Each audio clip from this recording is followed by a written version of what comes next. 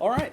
Well, we'll go ahead and get started Yeah. with an early morning edition of Coffee with the Candidates. Makes the coffee taste a little bit better to That's drink it right. in the morning. That's right. I thank you so much for coming out. Of course, we're talking with Brandon Browning, who's running for Livingston Parish Assessor. Thanks for coming out and having coffee with us I first. appreciate it very Yeah. much. I appreciate the opportunity. Awesome. Absolutely. Well, the way that we've been doing these events is we've been doing a little Q&A between me and the candidate, and then we let you loose so that you could talk to folks that came out to see you this morning. So, first things first is background information and biography. Tell us a little Sure. bit about yourself. Absolutely. Brandon Browning, 42 years old. I grew up in Watson. Graduated from Live Oak in 1995. Married my beautiful wife Desiree. She's actually from the New Roads area, and we been married for 13 years. I've got 4 daughters, and my professional background is I've owned and operated 3 national franchises. 17-year law enforcement veteran. Uh, 12 years at LPSO out here at the Sheriff's Office and 5 years at Baton Rouge PD. I resigned from the Sheriff's Office as a lieutenant back in February of 2016. I was doing part-time real estate at the time. My wife and I are a real estate team here, and just got to a position where I was basically working 2 full-time jobs, and Right. had to make a very, very difficult decision that my wife and I just thought through a lot and prayed through, and excuse me, we just decided to leave the law enforcement profession and bail off into our real estate career, which really took off, which is obviously the connection between what I do now Right. and the position I'm running for. Right. So that kind of leads into my next question. I ask all the candidates why you're running for the position that you're running for. With so many different offices up for grabs this election cycle, certainly there are plenty to go around. And certainly with law enforcement background, you might have been eyeing sheriff or something like that. But tell us why assessor is the position for you. Well, I've been telling my family for around a decade that I was, that I was interested in some type of running for office. Didn't really know what. I was just kind of Sure. entertaining it, but I could never do anything while I was a law enforcement professional. You can't run for office at Baton Rouge PD. You can't do it out here at Livingston Sheriff's Office. So when I left but a quick story, going back to the sheriff's office. So because the assessor is a kind of like a odd position. I've had so many people Right. come up to me and say, "Why in the world do you want to be assessor? Why assessor?" So I mean, it's a good question. But when I was at the sheriff's office, actually, when Willie Graves was sheriff, I went to the administration and I said, I just have this desire to be the warden one day. And he looked at me kind of funny. He's like, "Why in the world do you want to be the warden? Like nobody wants to be the warden, And it's just, I just felt led and drawn to that position, And I was on the road to one day hopefully take that position over. So, why the assessor? It's when I left the law enforcement community and started entertaining what I could do, what my options were. That was the position that I felt drawn to. Wasn't interested in councilman, wasn't interested in sheriff and all these other ones, and it's just what I felt drawn to. But so I started paying attention to a lot of things. Just doing real estate transactions in the area, and I just started noticing some inconsistencies with property taxes, and so I started paying attention a lot more. Obviously, I was a detective for several years, so I started just doing a little bit more digging than the typical average person would do, and I just saw a lot of things that I didn't like. So that's I saw a need, and that's we prayed about it, and that's what we decided to do. And, Okay. Well, that kind of leads into my next thought, but I want to back up for a minute before we do, because you kind of mentioned that it is kind of it's not one of the more prominent positions in local government. It's one that's kind of out of sight, out of mind a lot of the time. So, Sure. talk to us about the office of assessor and what the assessor does, what they're responsible for, and just kind of day-to-day operations. Well, it's pretty simple. I mean, you go out and you assess properties. You need to know your market. You need to know the fair market value of property. And in the scope of that, of course, you handle homestead exemptions and things like that. But in just a plain answer, that's what you do. Sure. You go out and you assess properties. You assess them fairly accurately. Yeah. Well, those assessments, of course, one of the main points of your platform is inconsistencies, and fairness. No. So, in what ways have you noticed inconsistencies? Well, this is not something that I'm just saying. Hmm. Okay, but as I've went across the parish, having a breakfast and coffee and lunch and dinner with people all over the parish. I mean, this is stuff that people has brought to me, so it's only confirmed what I've seen. I'll give you an example. I just had a call from I won't name any names. I just had a call from a local realtor here in the area, just the other day, and probably the day before yesterday. And she told me, she said, "Look," she said, I'm happy you're running for this office." She said, "I'll tell you a quick story." She said, "It's been a few years ago. She did a transaction. She represented the buyer on the property, and so she represented the buyer, and you had a seller and a seller's agent. So she called the seller's agent. She said, 'Hey, we need to know what the property taxes are on the property.' So that agent called her and said, 'Well, it's kind of a unique situation. This seller pays very little property tax.' But I've had that conversation over and over and over with people, like I said, across the parish. Several of them right here in James Grill in Denham Springs. So, so to answer your question, I mean, it's only confirmed, what I've seen, and a lot of the, just average citizens have seen it also. Hmm. I was at an event last night, and it was somebody came up to me and started talking about the same thing. So it's something that not only I was aware of, but many more people are aware of and Right. have seen. Okay. Another big thing that you've called for is improvements in the quality of data that's being used to make the assessments, essentially. The quality of the data that's going into the mapping system and the assessments database. And you've kind of called for boots on the ground to actually improve the data and go out and collect it and make sure that everything's as accurate as possible. So talk to us a little bit about the practical aspects, like the cost and return on investment for something like that. Well, like I said before, you can have the best technology in the world in the assessor's office. If the initial data is not correct, you're essentially, you're not doing that great technology any justice. Sure. And in a way, you could be wasting the taxpayers' money, right? So when you do a search and you get question marks, or you find a property somewhere on the geoportal map and there's question marks, there's issues there. Now, I've had conversations with several previous employees of the assessor's office, and I've asked them these questions, and they said it's consistent answers from them. It's like, to do it right and correctly, you really need to start over. And I don't mean get rid of all the technology, of course, but actually, like I said, put boots on the ground, be very detailed in your findings. Excuse me. Double check everything, make sure we have accurate data, and then go from there. And obviously, make sure everybody's on the tax roll. Everybody's on all the assessment values are consistent and fair. Right. And then once you have all that accurate data, and just double check everything, because it's worth it. It's worth putting in the work to make sure that it's Right. 100% accurate. Right. Well, so big news this past week, of course, at the parish council meeting. The parish council just adopted the Envision Livingston master plan after 6 years of.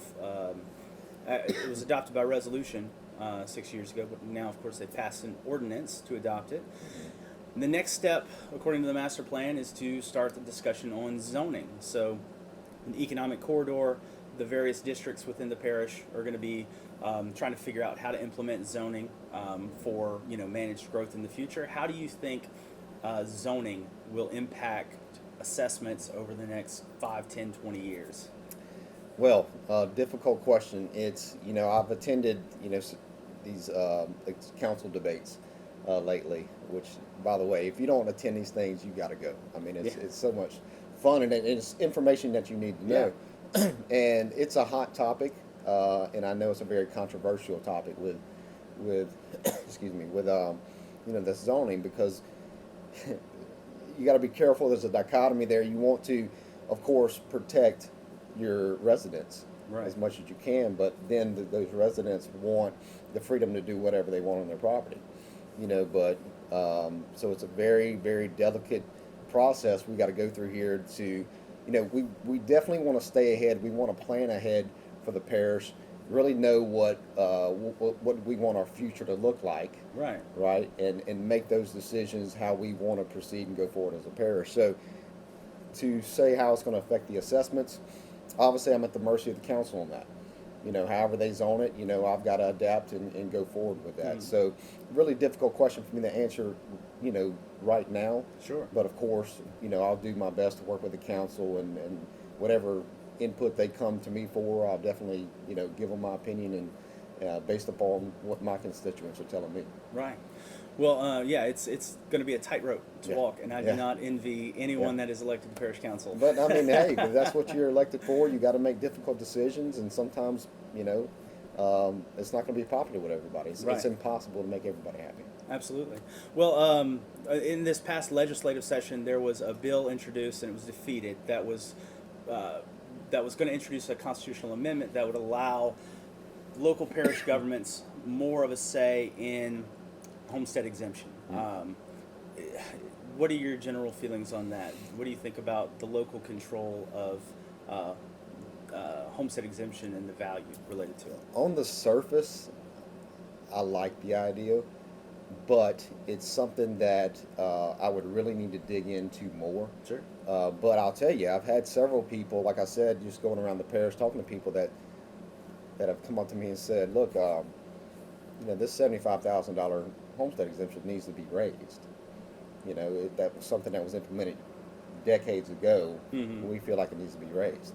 But like I said, that's really one of those things that I need to get in office and Sure. evaluate and see if it's possible. But getting back to your question, initially, I like the idea, but I would really want to dig into that more before I get a definitive yes or no.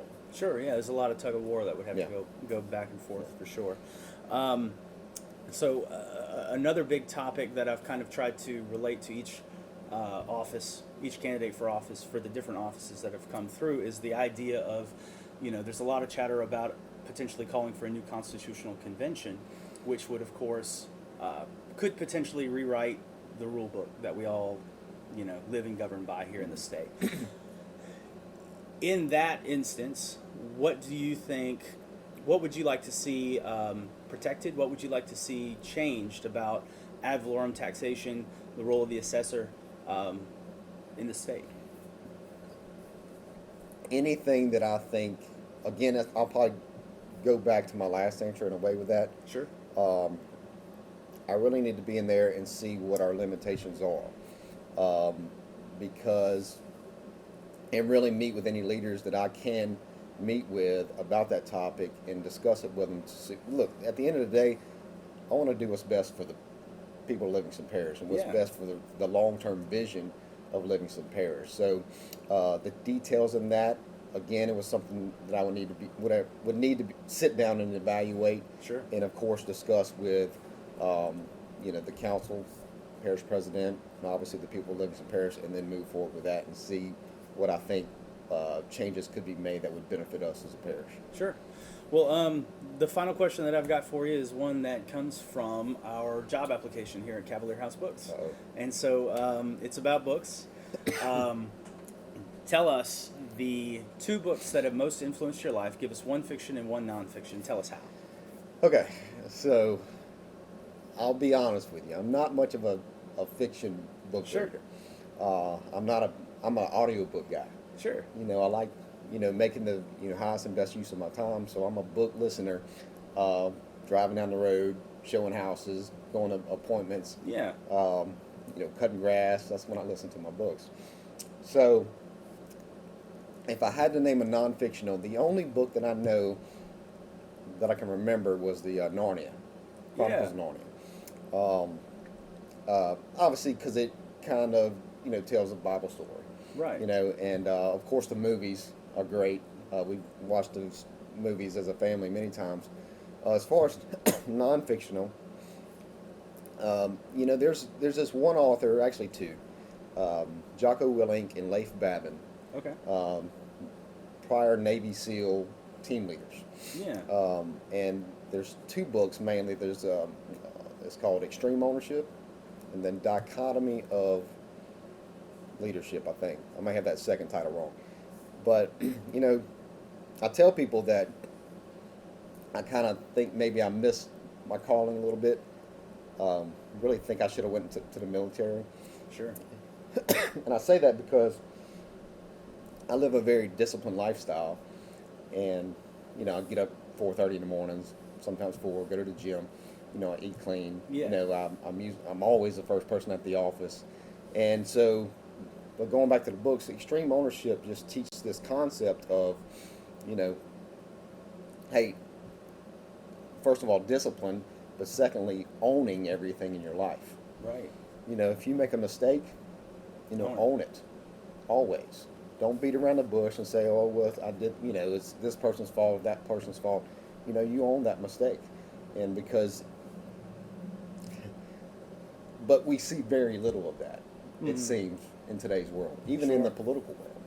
So I really love those books because it tells these stories about when they were in the late Navy SEALs and they fought these battles, and they take these concepts that they learned in war and how to apply them to your everyday life, and to in your family, in your business, in just your walk with Christ or whatever.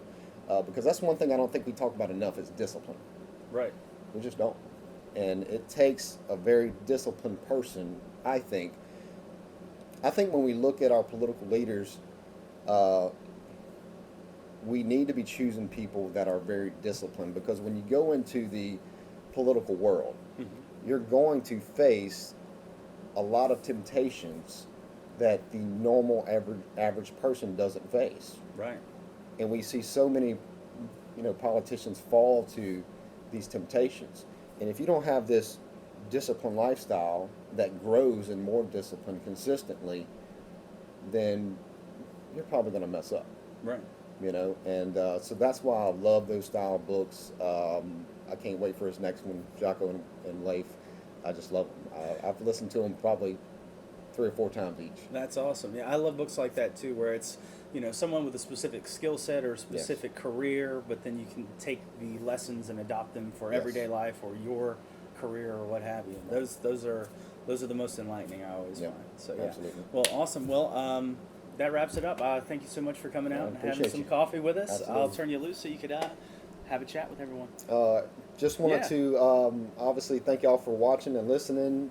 Just obviously this is the 28th, so early voting starts today. Yeah. Just ask you to go out and vote. We really need some good attendance here, and just consider me, Brandon Browning, for your next assessor here in Livingston Parish. I sure would appreciate it. Perfect. Well, thanks, man. All right, thank y'all.